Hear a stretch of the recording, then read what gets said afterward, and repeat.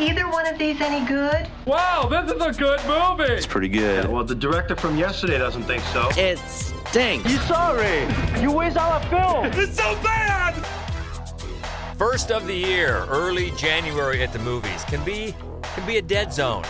Can be a bit of a lull. I don't know. Here in Columbus, we get a lot of the Oscar contenders that opened in L.A. and New York, and then we finally get them. There are a lot of markets like that when the Oscar contenders open in the big markets late in the year, and then at the first of the next year open up. So, yeah, that is true. But for some of the wide releases this time of year, a lot of times you think that's a bad sign, but we'll see. Welcome. We'll dig into the releases this week. This is the Screening Room Podcast. Welcome in. She is Hope Madden. He's George Wolf. And we are from madwolf.com. Let's start out with a movie certainly getting some awards consideration. A seasoned showgirl must plan for her future when her show abruptly closes after a 30-year run. It's The Last Showgirl. You have an act prepared? I do. I'm a dancer. Music? Yeah. I gave it to the maestro. Hold your cards close. Feeling seen, feeling beautiful. That is powerful. And I can't imagine my life without it.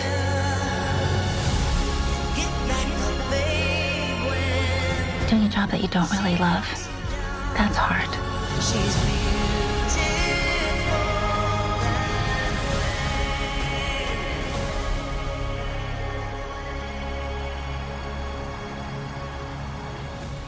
This is getting some comparisons to Substance, not in the film itself, but in that, it's another great, just one-of-a-kind performance from a 90s icon. Yeah, and I definitely think there are some themes. The two films definitely share themes. Yeah, Demi Moore, of course, just won the Golden Globe, and Pamela Anderson was nominated. They're both just perfect for the roles in both of these movies. And this one is Pamela Anderson, who, after a career of being mainly just a famous person, I think, more than anything else, more than thought of as an actress, a famous person, and, of course, an animal rights activist as well, now getting her due as an actress, because this just launches her, I think, into a new phase of her career. I hope so. And she's definitely getting some deserved awards consideration, like the Golden Globe nomination for this one. She stars as Shelley, who has been in this review in Vegas, Les Razzle Dazzle review, for 30 years. And then they get the notice that the producers are going to shut it down. And so it's not only Shelley, but she's got a little backstage family there of a couple of other dancers, Kiernan Shipka and Brenda Song, and then you've got the stage manager, Eddie, played by Dave Bautista, who they share a complicated relationship, and a history, let's put it that way.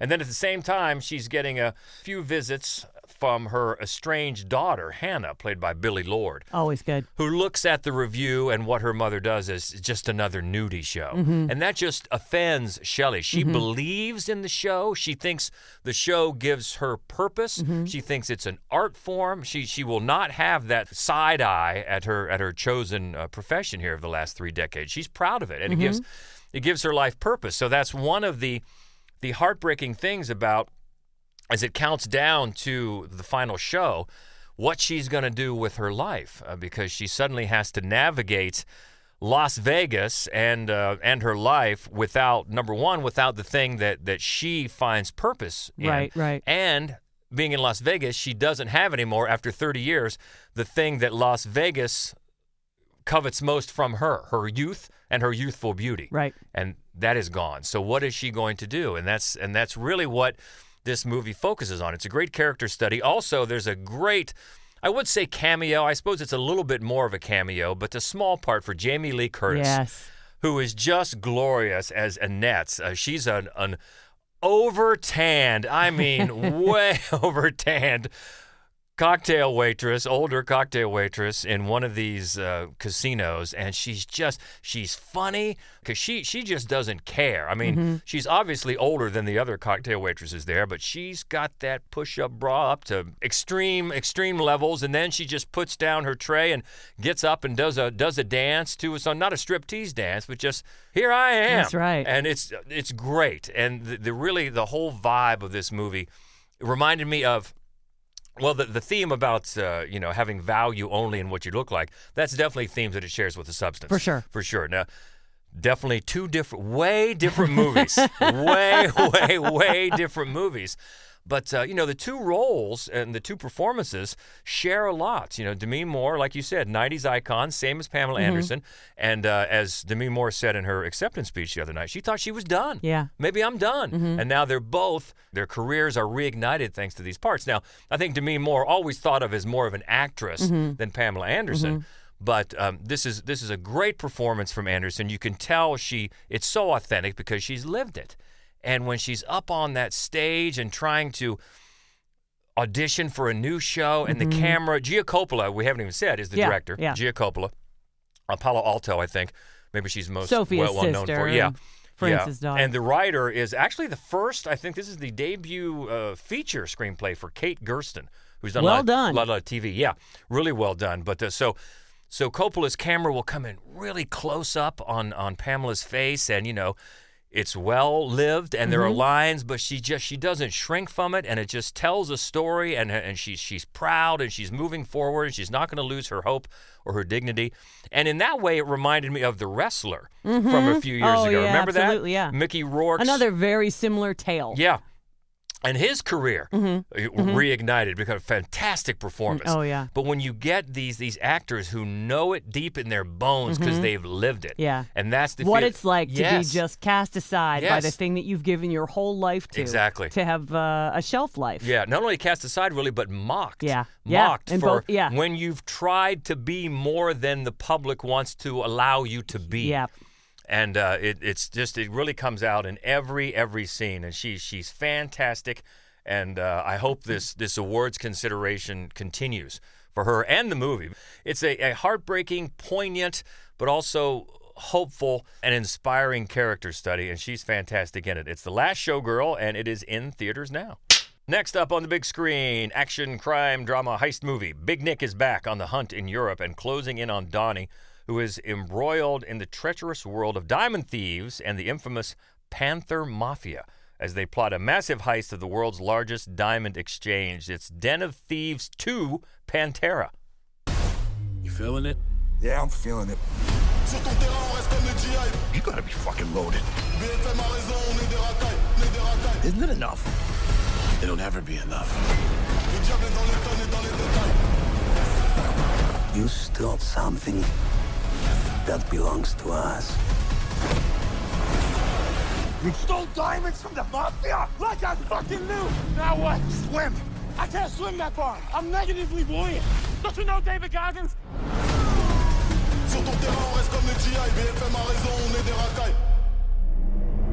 Watch our 6. Those aren't police headlights.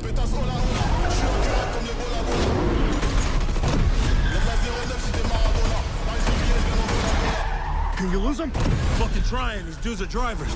Let's just shoot him. And the cop goes gangster. What's the one thing a heist movie has to be, George? Got to be fun. Got to be fun. Is this one fun? No, it's not fun at all. And it's too bad. I was hopeful because it was 7 years ago, the first Den of Thieves. Man. Maybe that's why I've completely forgotten it. Doesn't seem like 7 years ago. But I think that was maybe a January release because I remember going to see it and thinking, this is going to blow. Oh, I tell you what, it's not January if there's not a Gerard Butler movie coming out. That's right. But I was pleasantly surprised. The original Den of Thieves, it had some zing to it, had some snappy dialogue, a good twist at the end, and it was surprisingly good. Did it benefit from my low expectations? No yes. doubt. Yes. But as a heist movie, pretty solid. Now, I am a little surprised that it made enough money to get a sequel, but even so, it's the same writer-director, Christian Gudicast, returns, and the two big stars, two of the main stars from the first one. Gerard Butler is the lawman, and he was hot on the trail of O'Shea Jackson Jr., and that was the spoiler, the big twist at the end. I found out he was the mastermind. O'Shea Jackson Jr. was the mastermind thief behind the whole thing. And so this one picks up as Gerard is still trying to get him, finally tracks him down in France overseas and catches up with him. just when O'Shea is about to get into this, as the synopsis says, this new score, this massive robbing of the diamond exchange over there. And so, but hold your phone. Hold your phone. Gerard finds him, but he doesn't take him in. He wants to let him know that he wants in. He wants in on this. So he joins the gang, and just as they're getting ready to strike, there the mafiosos, some international mafiosos, show up and tell O'Shea that you stole this massive diamond from us some time ago, and you got to steal it back from who has it now, or else you're all going to wind up at the bottom of the ocean. So then that's their new plan. Oh, we have to do that now. So that becomes the big heist, and they have to do this during a big international soccer match. So that sort of calls back to the boxing in Ocean's 11, which was a fun heist movie, and that just makes you think this is not fun. They're still talking, my lord. They're talking and they're talking and they're talking, and yes, this movie is 2 hours and 20 minutes long, and I checked. It was about the 2-hour mark when I realized, there's an action sequence. There's something going on. A 2 car hours chase and some action. shooting.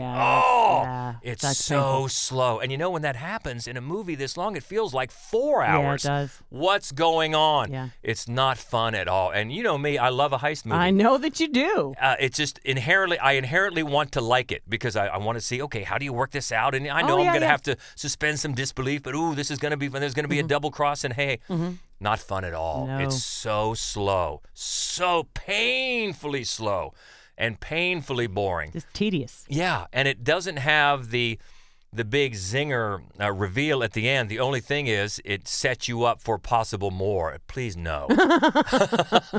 No, they should have stopped at the one. The one was surprisingly effective. This one is not. This is just dull and boring, and you want it to be over. And Den of Thieves 2. Probably not going to be a Den of Thieves 3. But, we hope not, anyway. We'll see. Pantera, it's in the theaters now. Another big release in theaters this week that some people are very excited about. Docudrama biography, the meteoric rise, dramatic fall, and remarkable resurgence of British pop superstar Robbie Williams. It's called Better Man. I'm Robbie Williams.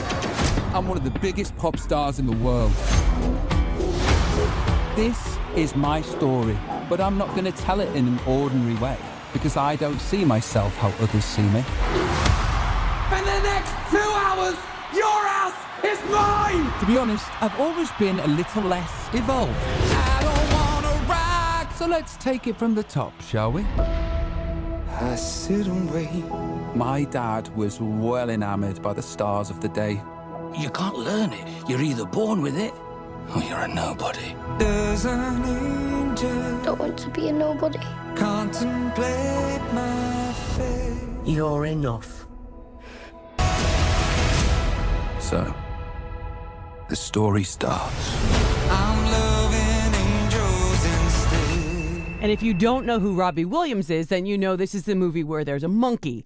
Yeah, Robbie's played by a CGI monkey. Yes, he is. And I think it's good to start there because Robbie Williams, it's really sort of an enigma, I guess, for people maybe like for U.S. audiences. Because I checked his discography. Yeah. He hasn't had any U.S. hits. No. None. But he's one of the biggest stars in England. Which is so funny because most of the time when they're that big in England, they at least cross over for a hit or two. Yeah. I don't think he's had any. No. But I have been aware. I remember when this movie just first surfaced, I don't think you had heard of the name, had you? No.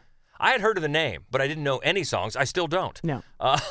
So it's really strange that he's become that much of a superstar without really any American radio airplay or any American hits. But the point is, here's a music biography. They're going to do something a little different, which is always welcome, by having him played by a CGI monkey. Yeah. And it wouldn't work if the CGI wasn't spectacular, and it very much is. It's very, very impressive, the CGI. And Williams does his own. He does a lot of voiceover narration. It's very much a point of view storytelling, and he does the voice of the monkey as well at certain times. Of course, he's a child at other times. It's Michael Gracie directing and co-writing, and he did The Greatest Showman, which has a very lot popular of fans. musical. Yes, It's much beloved. As much as it ruptured the actual story. Yes. It's a really big movie for musical fans. It is. And his instincts for a musical number are incredibly impressive in this film. The musical sequences in this film are so impressive. And you can tell that really from the trailer. Yeah. I mean, they pop. Yeah. They're big. They're, and they're incredibly well choreographed and edited. There's CGI in them as well to make it. I mean, it's just, they're spectacular. And the monkey part, the chimpanzee, we should stop saying monkey because it's an ape. But the chimpanzee part of it, it's the idea, the film is how he sees himself, and he sees himself as being a monkey for everybody else as opposed to being a man. And so that's the point in it. It does wear itself out. It wears thin. And eventually you realize it's kind of, I think, a distraction from the fact that structurally this film is like every other rock star biopic you've ever seen. Right. They have a parent who doesn't really love them, and it kind of spurs them on to really try to be something. And then they realize once they've achieved it that they feel like they're posers, and then they become drunks and drug addicts, and then they fall from grace. Well, and let's face it. It was Walk Hard. Yes, it was the blueprint that was lampooned so well by Walk Hard. Yeah. And so and here's the thing. There's got to be a reason that is the blueprint for so many massive rock stars. Obviously, that is a common thread a lot of famous people have, and I'm not opposed to that. And the other thing is, so here is something they came up with. Well, how about we do this? Right. And maybe you won't notice it so much. Right. Okay. But because there are ways around it. You can take the Rocket Man approach, which was great, or in case in point, the new one, A Complete Unknown, you zero in on just a 4-year period instead of trying to tell the entire life story. Right. But I think the biggest problem here, so they've got these great musical numbers. That really probably would have been enough. They've got the monkey. Okay, that's interesting. Here's the problem. It's 2 hours and 20 minutes long. Yeah. So the thing is, I feel as though there are so many storylines, people that he spurned, lives that he ruined. We could have gotten rid of a lot of that. A lot of it I felt like was very self-indulgent apology where we could have just gone, okay, so he wasn't great with his best friend. That's 15 minutes we could have lost, and it would have had no impact on the film whatsoever. One more person he was a dick to. All right, let's get rid of that guy. You know what I mean? Yeah. It just desperately needed to be honed. Well, because having his character played by a CGI ape, that's high concept. Yeah. It's an interesting concept, but it's high concept that is going to wear thin. Yeah. You have to watch for that. Yeah. It will burn out, and 2 yeah. hours and 20 minutes is pushing it. Yeah, it really is. So it's too many highs and lows and highs and lows and highs and lows. And you're like, I'm sorry that this person had such a hard time, but we didn't need to see the full 45 years of his life. We could have, it needed to lose half an hour. But I'm not saying, it's not a bad film. Right. But it felt 2.5 hours. Yeah, and especially if you come to it as we did with little to no knowledge of Robbie Williams. Yeah. Now, if you are a big super fan, well, then you'll probably dig the whole thing. Lots of music, right? And then you see the real Robbie Williams in some flashback just stuff. Photos, at the end. Still photos over the credits. Yeah. He's never not the chimpanzee. But you hear him singing. Oh, yeah. And talking. Yeah. So the super fans may get their fill that way. Oh, yeah. And again, the music, the way the music is staged is amazing. And that is Better Man. It is in theaters now. Next up is one of those releases we were talking about earlier that came out in the big markets at the end of last year for Oscar consideration and is now opening in wider release, and this one definitely getting that consideration. In Mumbai, Nurse Prabha's routine is troubled when she receives an unexpected gift from her estranged husband. Her younger roommate, Anu, tries in vain to find a spot in the city to be intimate with her boyfriend. This is All We Imagine as Light. ऐसा लगता है ये जगह है ही नहीं गायब हो जाओ तो किसी को पता भी नहीं चलेगा हमें पता चलेगा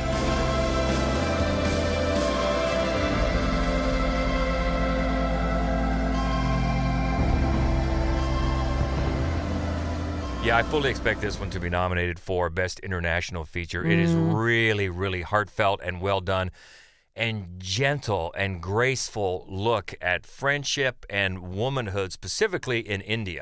And that's where it's set. And the writer-director is Payal Kapadia. Hope I pronounced that right. I believe this is her feature debut, or her feature narrative debut. Right. She made a documentary a few years ago.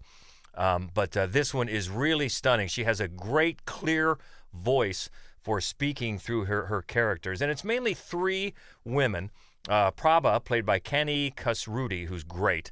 She is like a senior nurse at the local hospital, and she has been in an arranged marriage for a while, but she hasn't even heard from her husband, who's working in Germany, for a year, until this package arrived. A gift from him arrives at the doorstep. And then that just throws her world into chaos, because she sort of just punctures this reality she had for herself to try to just have him out of her mind, even though they're married. It's very strange.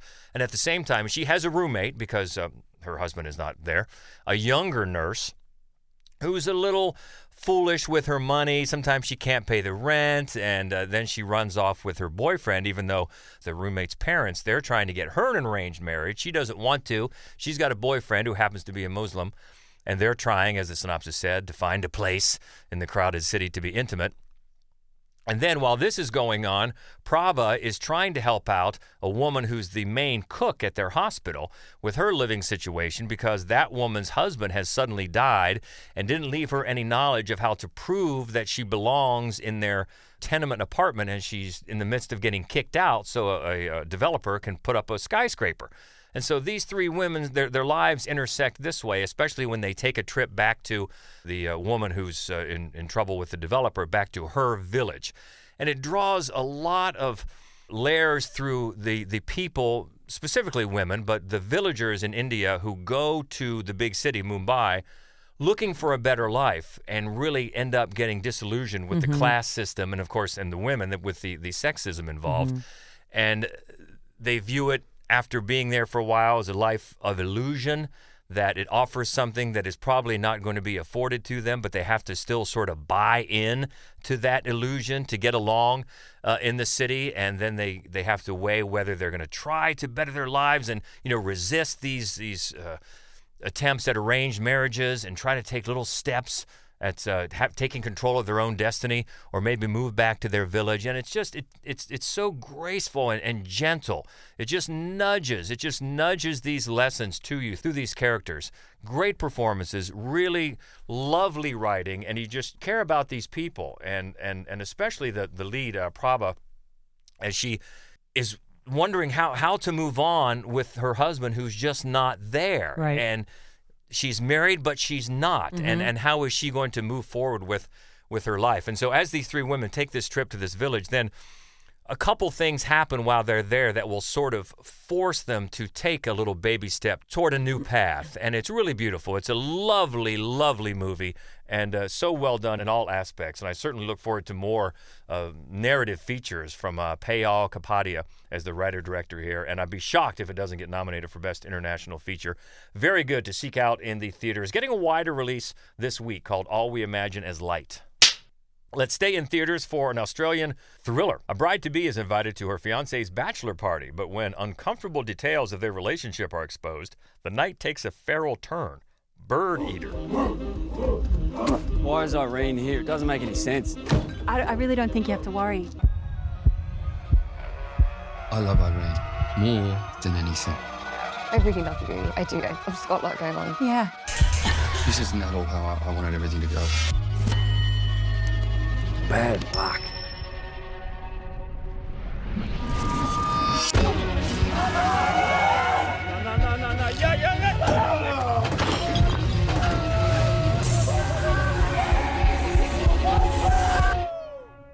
When I told the boys you were coming, they got so excited.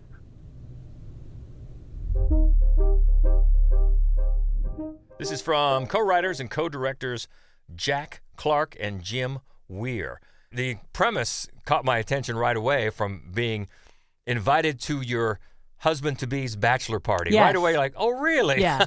It's an interesting concept. It's an interesting film. And it tries to do a lot, and it accomplishes a good bit of that. And I think mainly at play is the concept of masculinity, specifically in Australia. And one of the reasons that I think that is maybe the main thing they're tackling is that there's a very prominently placed poster of the film Wake in Fright. One of our favorites, which is a full-blown feral film about masculinity in Australia.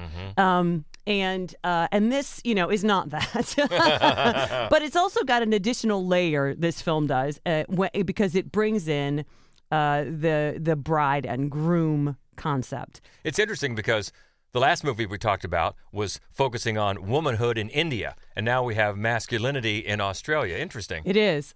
One of the things I think, though, separates them is that when you're focusing on womanhood in India, the men are not really present.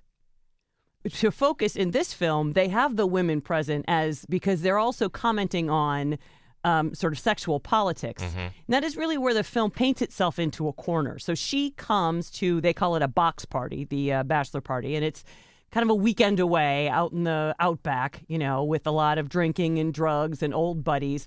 And the two best friends are not that pleased that there are women there. Yeah. And then before you get there, what you know is that the relationship between the bride and groom is an odd one. And I don't want to give away any of the surprises that the film has, but it's an odd one.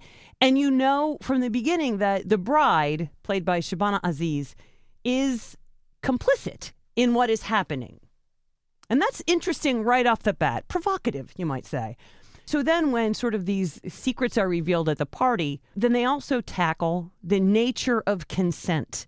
And there's a lot of very fascinating topics being tossed around in a movie that is a thriller and also sort of a dark comedy and definitely, a raucous film all the way around. And I'm just going to say, my guess is it's because two men wrote this and two men directed this. Mm-hmm.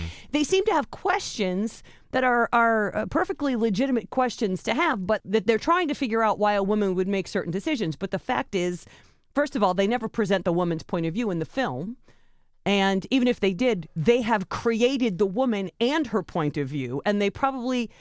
So what I'm saying is they paint themselves into a corner that they choose. There are three possible ends, and they choose the non-choice end, which feels exactly as unsatisfying as it is. And I feel like perhaps they thought that was the most provocative way to end it, but it actually just feels like two men wrote this very thorny film and did not know how to end it. Cop out, yeah. And I will say that at least in one occasion at the end, very close to the finale, one shot, I'm not saying it's a bad shot, but man, is it telegraphed. I knew it was coming from a mile away. Yes. And that lessens the impact of it a little bit. Yeah, for sure. Yeah, it felt like, boxed themselves into a corner, and, we're not going to really take a way out. And maybe explain it away by, it's going to be left up to you. Well, yeah. I think that the only way that they could have gotten away with that, I mean, they bring up a lot of very prickly ideas, and they show two sides, even though maybe if you're watching it, you're thinking to yourself, there are not two sides to this. Mm-hmm. Well, they show two sides. They never come down on the side you wouldn't necessarily come down on. But in ending it the way they end it, they do make it seem as if it's all okay, no matter, you know what I mean? It's they chose not to make a choice, and that felt very unsatisfying. Yeah, that is in theaters now, called Birdeater. And one more, another one in theaters, an historical drama. In 1944, Vermiglio, a remote mountain village, the arrival of Pietro, a deserter, into the family of the local teacher, and his love for the teacher's eldest daughter will change the course of everyone's life. This is called Vermiglio. Non mi piace nascondere, 12 tu. Non può fare gol. Noi mica andiamo in guerra perché che prendeva no. Non ti hai nipoti davanti a te.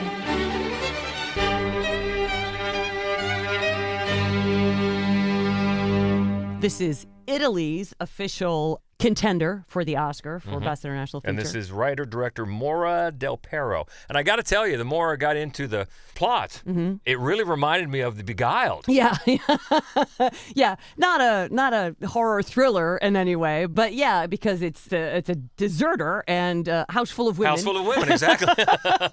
Yeah. But this was reviewed at madwolf.com by Matt Weiner, and he really enjoyed it. Yeah, and it's funny. It's a movie that the more you think about it, the more you realize how well made it is, how great the writing choices were, and how solid the performances are. It's sad, but it also is not exactly hopeful, but it reminds you that things change. There's a new season approaching. You know, it's just really poetically put together. And also, it gets into a little bit of the territory that All We Imagine as Light did in showing how women can feel not in control of their own choices, right, and struggling to take control of their destinies if possible. Which in a very backhanded way is also the theme of Birdeater. Backhanded. And also, we should point out that the director uses both professional and non-professional actors in this cast as well. So really impressive all the way around, and you can check out Matt Weiner's full review at madwolf.com, but that's a good recommendation for Vermiglio, and that is in theaters now.